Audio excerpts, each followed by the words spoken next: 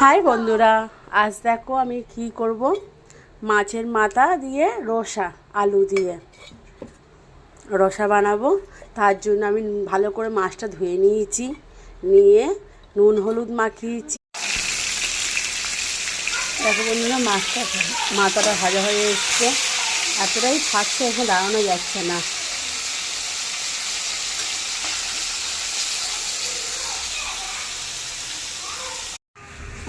দেখো বন্ধুরা, মাথা ভাজা হয়ে গেছে আমার।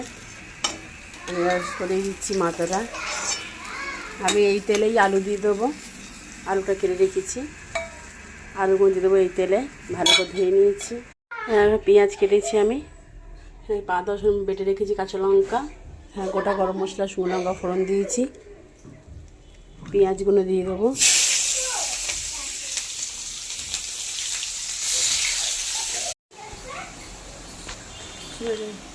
পেঁয়াজ ভাজা হয়ে গেছে,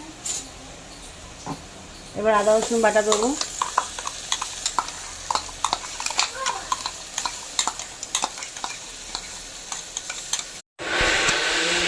দেখো ঢাকনা তুলে দিচ্ছি, এরকম দেখো কালার এসছে, তেল বেরিয়ে এসছে মশলা থেকে।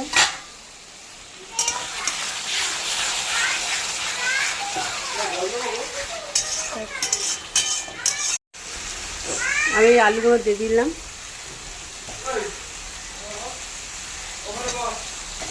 এই মশলা কষানোর মধ্যে আলুগুলো দিয়ে দেবো, তাহলে আলুগুলো হাফ সিদ্ধ আছে, আর পুরো ফুল সিদ্ধ হয়ে যাবে।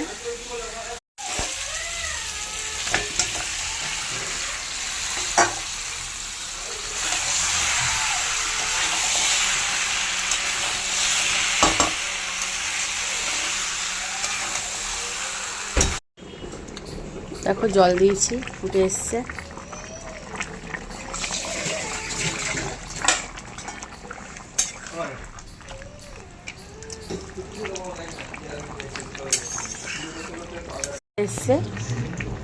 ঝোলটা হয়ে এসছে, এরকমই থাকবে, বেশি ঝোল মারবো না।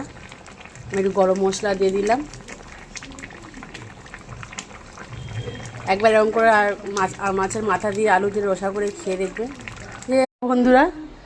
দেখো বন্ধুরা, তোমাদেরকে বললাম ডিমটা করব না, কিন্তু ভাবছি শুধু মাছ দিয়ে কি মাথা দিয়ে খেতে পারবো। দেখো তার জন্য ভাবলাম বড়া করে নিই। তারপর পেঁয়াজ দিয়েছি, কাঁচা লঙ্কা, হলুদ, নুন, একটু গরম মশলা দিয়েছি। দেখো মাছের ডিম ভাজছি, মাছের ডিমের বড়া।